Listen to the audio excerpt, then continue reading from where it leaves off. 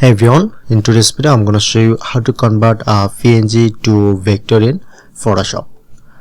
So at first select this and select the border. Okay, now select and just select to rectangle marker tool. Click on to mouse left side and select make arc path. Select 1.0, press on OK. Okay, alright.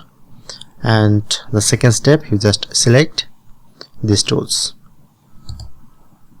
and mouse left side click, create vector mask. Okay, now successfully create this vector mask. Press enter,